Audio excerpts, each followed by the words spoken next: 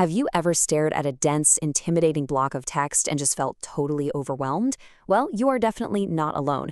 But today, we are completely flipping the script. In this explainer, we're diving deep into the foundational strategies of Chapter 5.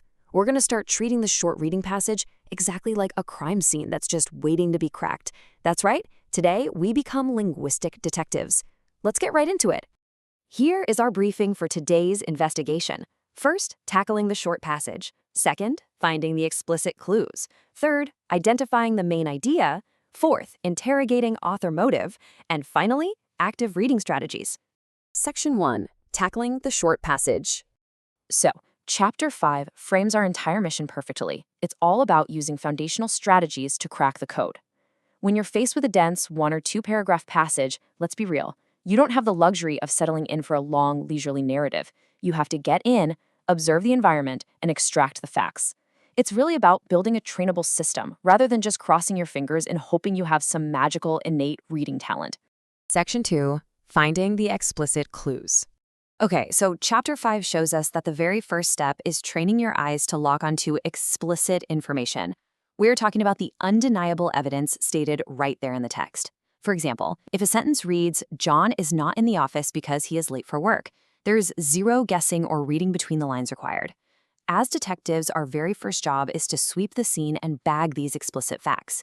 You absolutely have to pay special attention to these details because they literally form the foundation for everything else we're going to deduce. Section 3. Identifying the main idea.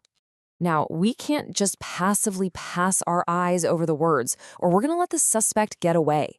Chapter 5 gives us our primary interrogation tools. As you read, you've got to ask, who is this about? What is happening? When and where is it taking place? How is it unfolding?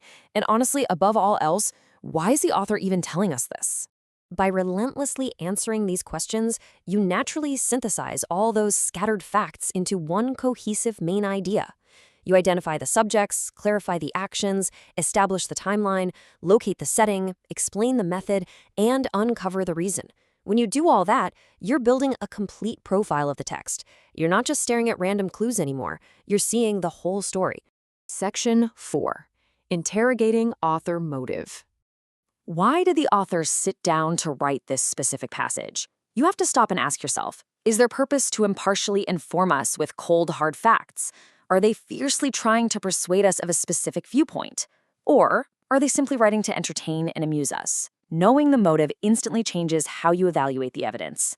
Think about it. If an author wants to persuade you, you know for sure to be on the lookout for biased language. But if they just want to inform you, well, then you're hunting for objective data. You can actually figure out that underlying intent by analyzing the author's tone. Is the piece positive and supportive? Is it negative and hostile? Or is it completely objective and neutral? Chapter 5 points out something super interesting here. An author's specific word choices are essentially their fingerprints. They give away to exactly how they truly feel about the subject every single time. Section 5. Active reading strategies. Listen, passive reading is a total trap. Chapter 5 insists that to truly investigate a scene, we need active reading techniques. This means you look at the passage's structure, you underline the key points, and you make notes in the margins as you read. Seriously, if you aren't leaving your mark on the page, you aren't fully investigating the scene. And that brings us to Rule 2 of the Linguistic Detective's Creed: interact, don't translate. You have to break the habit of reading passively. Hold a pen, engage with the text, and map out the clues. Think of your pen as your magnifying glass. By circling the whos, underlining the whys, and boxing the transitional words, you are physically building a bridge to absolute comprehension. If you take one thing away from our explainer today, let it be this: reading comprehension is not some innate talent you're just born with. It is a repeatable, trainable system. By consistently finding those explicit clues, asking the 6 interrogative questions, and determining motive with a pen in your hand, you, yes you, have the power to master it completely. So the next time you face a dense, tricky short passage, whether it's on a high-stakes standardized test or just a really critical email at work, you have a choice to make.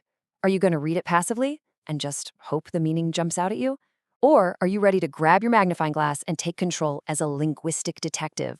The clues are hiding right there in plain sight. So what hidden motives will you uncover next?